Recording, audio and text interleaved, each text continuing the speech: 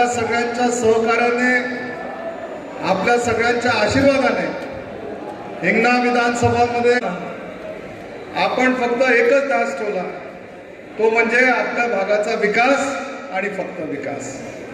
आज 10 वर्षापासून काम करत असताना जो कोणी माझ्यापर्यंत आला त्याला कधीच विचारलं नाही की अरे बाबा तू कुठल्या पक्षात शिकवण अशी दिली आहे की ज्याचं रक्त लाल तो आपला.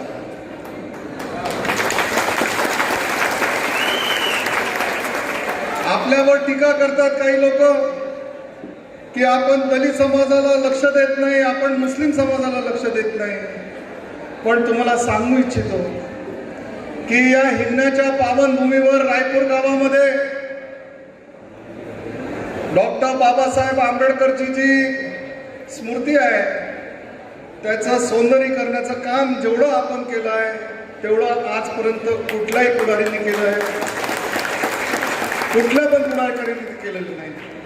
आपल्या रायपूरचं कब्रस्तानचा विषय असो, जवळपास 1.5 कोटीचे कामं आपण त्या कब्रस्तानासाठी केले.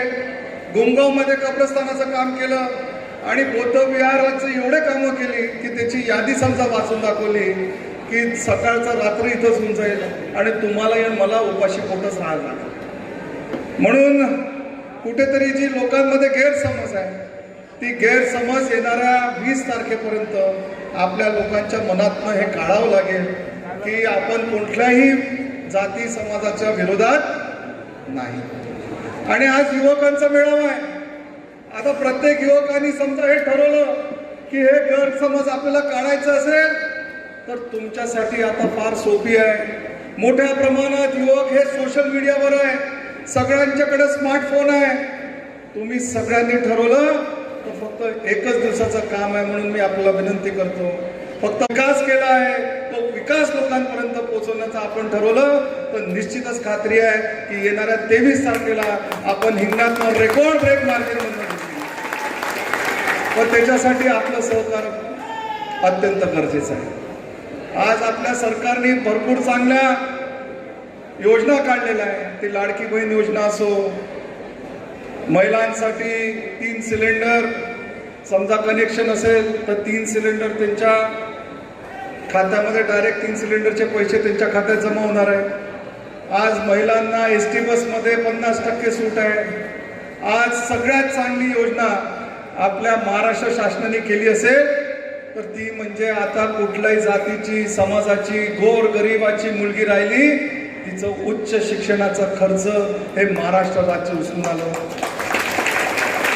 म्हणून मित्रांनो आपल्याला ह्या सगळ्या गोष्टी लोकांपर्यंत पोहोचवायच्या आणि तिकडं काँग्रेस आपल्या समोर काय बोलले होते की मोदी जी आएंगे तो संविधान बदल देंगे. मला आपल्या माध्यमातून काँग्रेस, राष्ट्रवादी, पवार साहेबांच्या गटाला, उद्धव ठाकरे साहेबांच्या गटाला प्रश्न आहे, आपल्या माध्यमातून आहे. 6 महिन्यापासून दिवस रात्र मोदीजी गोरगरिबांसाठी काम करत आहे, पण संविधान बदललं का? थोड्या जोराने बोला. नाही बदललं आणि कधीही बदलणार नाही.